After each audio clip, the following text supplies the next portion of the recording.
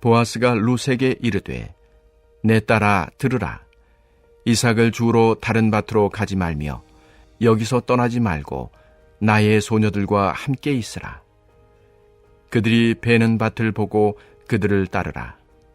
내가 그 소년들에게 명령하여 너를 건드리지 말라 하였느니라.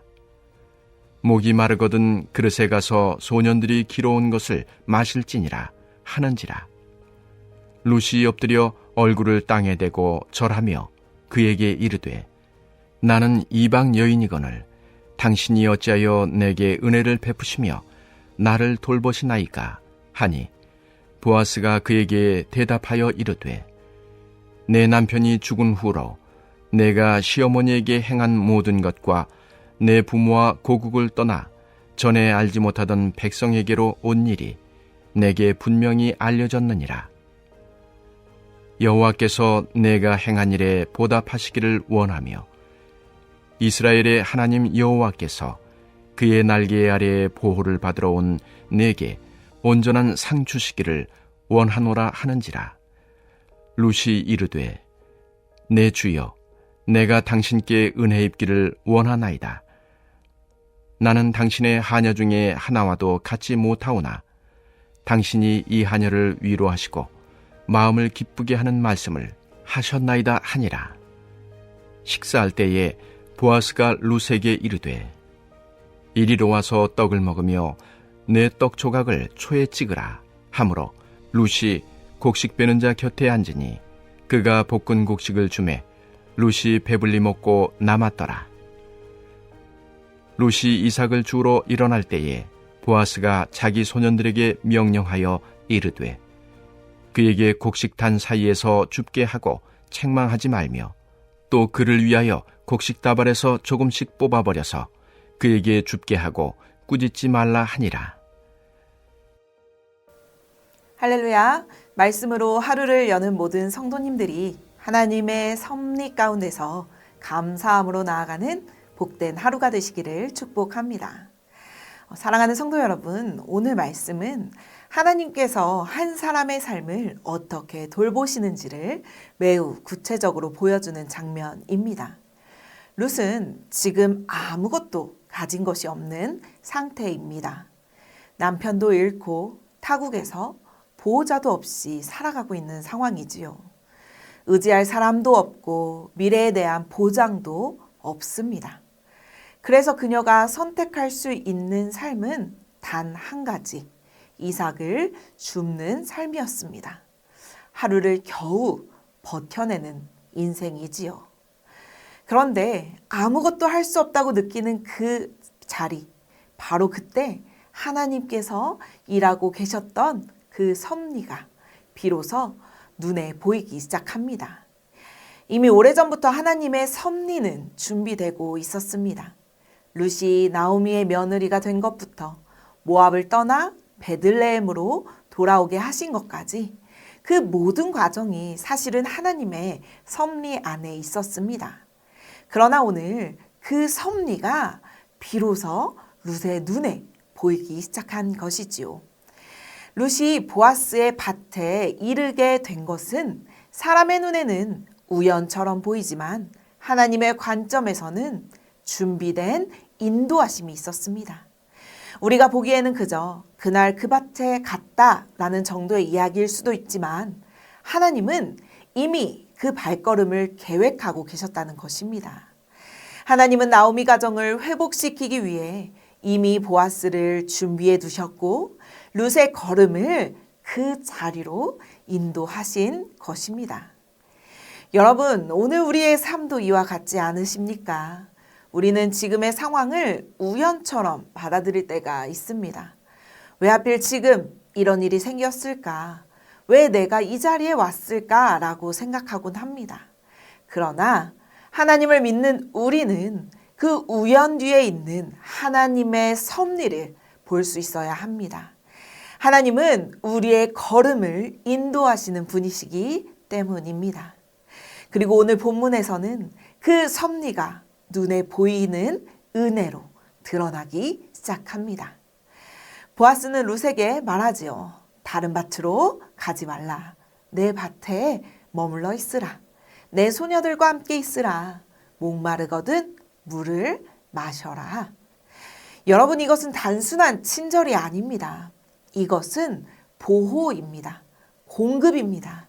그리고 관계 안으로의 초대입니다. 당시 이삭을 줍는 여인은 언제든지 무시당하거나 위험함에 노출당할 수 있었던 아주 약한 존재였습니다. 그런데 보아스는 룻을 그 위험에서 지켜주고 안전한 자리 안으로 불러들인 것입니다. 이 모습은 하나님께서 우리를 대하시는 방식과 너무나도 닮아 있지요. 하나님은 우리를 방치해 두지 않으시고 보호해 주십니다. 우리가 알지 못하는 위험 속에서도 지켜주시고 우리가 넘어질 수 있는 순간에도 붙들어 주시는 분이십니다. 그리고 단순히 살아가기만 하시는 것이 아니라 우리의 삶을 안전한 자리로 인도하십니다. 방황하는 자리에서 머물게 하지 않으시고 하나님이 준비하시는 자리로 옮겨 놓으시는 분이십니다. 때로는 사람을 통해, 때로는 환경을 통해 우리의 자리를 바꾸시며 가장 선한 길로 이끌어 가주시는 귀한 하나님이십니다. 또한 하나님은 우리를 관계 안으로 불러주시는 분이시지요. 혼자 살아가도록 두지 않으시고 하나님과의 관계 안으로, 그리고 믿음의 공동체 안으로 부르셔서 함께 살아가게 하십니다. 하나님은 우리를 외롭게 두시는 분이 아니라 함께 해주시는 분이십니다. 그래서 우리의 삶은 혼자가 아니지요. 우리가 느껴지지 못할 때에도 하나님은 여전히 우리 곁에서 일하고 계시며 우리의 삶을 가장 선한 방향으로 이끌어 가고 계시는 분이십니다. 그런데 여기서 중요한 질문이 하나 있습니다. 왜 보아스는 룻에게 이렇게까지 했을까요? 오늘 본문 11절을 보면 이유가 나옵니다. 우리 함께 읽어보겠습니다. 보아스가 그에게 대답하여 이르되 내 남편이 죽은 후로 내가 시어머니에게 행한 모든 것과 내 부모와 고국을 떠나 전에 알지 못하던 백성에게로 온 일이 내게 분명히 알려졌느니라. 아멘. 여기서 알 수 있는 사실은 룻의 삶이 이미 증거가 되어 있었다는 것입니다. 그녀의 효성, 그녀의 선택, 그리고 하나님을 향한 믿음의 결단이 많은 사람을 통해 흘러가고 있었고 그것이 보아스의 마음을 움직인 것입니다. 여러분, 믿음은 보이지는 않지만 믿음으로 살아가는 삶은 언젠가 반드시 드러나게 됩니다. 우리가 어떤 선택을 하며 살아가는지, 어떤 태도로 살아가는지는 결국 주변 사람들에게 전달된다는 것입니다. 그리고 하나님은 그 삶을 사용하셔서 또 다른 길을 열어 가십니다. 그러므로 여러분, 어떤 상황 속에서도 하나님을 향한 믿음의 선택을 이어가며 살아가시기를 간절히 소망합니다. 이어지는 12절에서 보아스는 이렇게 축복하고 있습니다. 여호와께서 내가 행한 일에 보답하시기를 원하며 이스라엘의 하나님 여호와께서 그의 날개 아래에 보호를 받으러 온 내게 온전한 상 주시기를 원한다고요. 여기서 중요한 표현이 있는데요. 바로 그의 날개 아래에 보호를 받으러 온이라는 말입니다. 이것은 룻이 단순히 시어머니인 나오미를 따라온 것이 아니라 하나님을 선택했다는 고백입니다. 그리고 그 선택을 하나님께서는 기뻐하시고 기억하신다는 것입니다. 여러분, 하나님은 우리의 선택을 기억하시는 분이십니다. 하나님을 향해 방향을 돌린 선택, 손해처럼 보이지만 믿음으로 내린 선택, 아무도 알아주지 않는 자리에서 드린 순종을 하나님은 결코 잊지 않으신다는 것입니다. 그리고 그 은혜는 생각보다 훨씬 더 구체적으로 나타납니다. 오늘 말씀 13절 이후를 보면 보아스는 룻에게 말로만 축복하지 않지요. 실제적인 도움을 줍니다. 함께 식사하게 하고 볶은 곡식을 주며 배불리 먹게 합니다. 단순히 힘내라 라고 말하는 것이 아니라 실제로 배를 채워줍니다. 그리고 더 나아가 소년들에게 명령하지요. 일부러 곡식을 흘리게 해서 룻이 더 많이 줍게 하라는 것입니다. 여러분, 이것이 우리 하나님의 은혜입니다. 하나님은 우리의 삶을 막연하게 돌보시는 분이 아니라 매우 실제적으로 구체적으로 돌보시는 분이십니다. 우리가 필요한 것을 아시고 그 필요를 채우시는 분이십니다. 때로는 사람을 통해, 때로는 환경을 통해 우리가 생각하지도 못한 방식으로 우리의 삶을 돌보시며 공급하십니다. 사랑하는 성도 여러분, 룻의 삶을 보십시오. 그녀는 특별한 능력이 있었던 사람이 아닙니다. 다만 한 가지, 하나님을 향해 그 방향을 바꾼 사람이었습니다. 그리고 그 자리에서 묵묵히 성실하게 살아간 사람이었습니다. 남의 밭에서 이삭을 줍는 그 작은 일에도 최선을 다해 살아갔습니다. 그리고 하나님은 그 삶을 통해 하나님의 섭리를 이루어 가셨습니다. 오늘 우리의 삶도 마찬가지입니다. 우리가 지금 서 있는 이 자리, 아무것도 아닌 것처럼 보일 수 있지요. 반복되는 일상, 지치고 힘든 자리일 수도 있습니다. 그러나 그 자리에서 하나님을 향해 살아간다면 하나님은 반드시 우리의 삶을 통해 일하실 것입니다. 우연처럼 보이지만 우연이 아닌 인도하심으로 사람을 통해 환경을 통해 우리의 필요를 채우시며 우리의 삶을 회복의 길로 이끌어 가실 것입니다.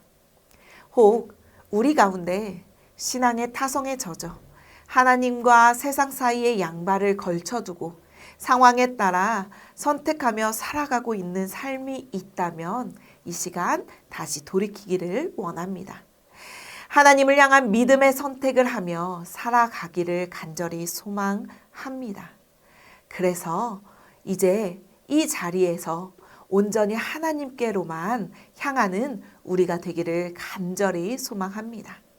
흔들리는 선택이 아니라 분명한 방향으로 하나님께로 나아가는 우리 모두가 되기를 주님의 이름으로 간절히 소망합니다. 바라기는 오늘 하루도 하나님을 향해 방향을 두고 맡겨진 자리에서 성실하게 살아가기를 소망합니다. 하나님은 우리의 작은 순종과 헌신을 통해 우리의 믿음의 선택을 통해 하나님의 큰 섭리를 이루어 가실 줄로 믿습니다. 우연이 아니라 하나님의 섭리 속에 살아가고 있음을 믿으며 살아가는 저와 여러분들이 되시기를 주님의 이름으로 간절히 축원합니다. 우리 시간 함께 말씀을 붙들고 기도하기를 원합니다. 하나님, 내 삶이 우연이 아니라 하나님의 섭리 가운데 있음을 믿게 하여 주시옵소서. 지금 내가 서 있는 자리와 상황이 이해가 되지 않아도 원망하지 않고 하나님을 전적으로 신뢰하게 하시고 내 걸음을 인도하시는 그 주님을 바라보며 끝까지 믿음으로 살아가게 해달라고 이 시간 함께 기도하겠습니다. 또한 함께 기도할 제목은 계속해서 진행되는 우리 새성전 건축을 위해서 기도하시기를 바랍니다. 새성전 건축 가운데 하나님의 선하신 손길로 붙들어 주셔서 모든 공정 위에 안전을 지켜주시고 한치의 오차 없이 견고하게 세워지게 하여 주시옵소서. 필요한 물질과 여건도 하나님께서 채워주셔서 막힘없이 진행되게 하시고 이 성전이 다음 세대를 살리고 하나님 나라를 세워가는 귀한 축복의 통로가 되게 해달라고 이 시간 우리 마음을 모아 함께 기도하겠습니다.